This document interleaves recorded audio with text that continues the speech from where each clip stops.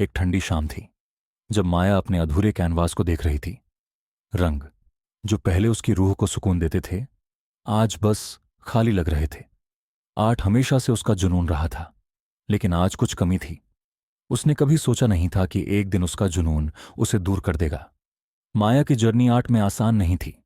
उसने कई बार सोचा कि क्या वो सच में आर्टिस्ट बन सकती है, क्योंकि उसकी पेंटिंग्स कभी वो पहचान नहीं पा रही थीं जिनकी वह हकदार थी। लेकिन फिर भी उसने हार नहीं मानी। उसे आर्ट से बहुत प्यार था, लेकिन आज जैसे कुछ अधूरा था। उसकी खुद की पेंटिंग उसकी भावनाओं को पूरी तरह से व्यक्त नहीं कर पा रही थी। तभी उसका फोन बजा। यह एक अजनबी नंबर था। माया ने हैरानी से फोन उठाया। हेलो, उसने कहा। माया, मैं हूं राहुल। दूसरी तरफ से आवाज आई। राहुल, वह आदमी जिसे माया ने 3 साल पहले आखिरी बार देखा था। वे दोनों बहुत अच्छे दोस्त थे, लेकिन एक दिन बिना किसी बताए वह अचानक गायब हो गया था। राहुल, तुमने मेरा नंबर कैसे लिया? माया ने थोड़ी हैरान होकर पूछा। माया, मुझे तुमसे कुछ जरूरी बात करनी है, तुम्हारी पेंटिंग के बारे में, जो तुमने कभी पूरा नहीं किया था। राहुल की आवाज अब थोड़ी परेशान लग रही थी। माया का दिल जोर से धड़कने लगा। वह पेंटिंग जो उसने कभी राहुल के लिए बनाई थी। क्या मतलब है? माया ने पूछा। वो तुम्हें देखनी होगी। कुछ तुम नहीं जानती हो। तुम्हें पुरानी स्टूडियो में आना होगा रात्रि को। राहुल की आवाज अब काफी घबराई हुई थी। माया कुछ पल के लिए चुप रही। उसके दिल में एक अजीब सी घबराहट थी, लेकिन फिर भी वह कुछ जानना चाहती थी।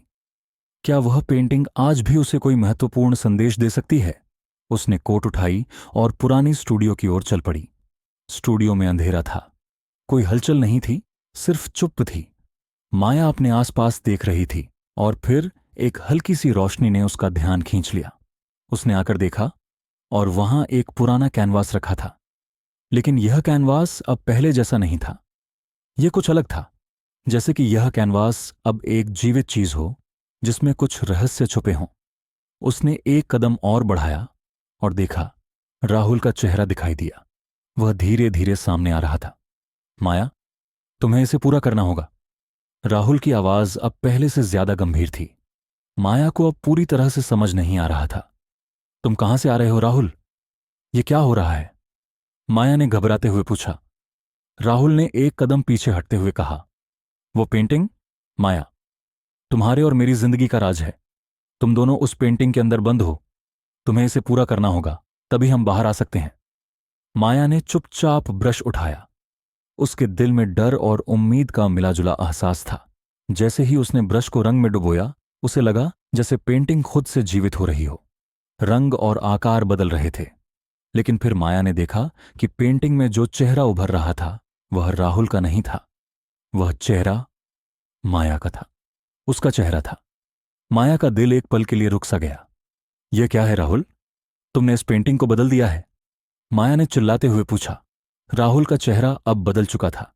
उसकी आंखों में एक गहरी समझ थी। माया, तुम नहीं समझ रही हो। तुम वो चीज हो जो हमेशा से इस पेंटिंग में छुपी रही है। तुम्हें इसे पूरा करना ही होगा। तभी पेंटिंग पूरी तरह से जीवित हो गई और माया को महसूस हुआ कि इस पेंटिंग ने कभी भी उसे मुक्त नहीं किया था, बल्कि उसकी जिंदगी को अपने अंदर बंद कर लिया था। माया ने समझा कि यह सिर्फ एक कला नहीं थी, बल्कि उसके अंदर की गहरी भावनाओं का प्रतिबिंब थी। अब जब उसने उसे पूरा किया तो शायद वह अपनी असली पहचान पा सकती थी। यह कहानी है एक ऐसी कला और उसके छुपे हुए राज की, जो न सिर्फ एक आर्टिस्ट के लिए बल्कि हर किसी के लिए जीवन भर के सफर की तरह है। अगर आपको यह कहानी पसंद आई हो तो कृपया लाइक और सब्सक्राइब करें बिजनेस बेली को।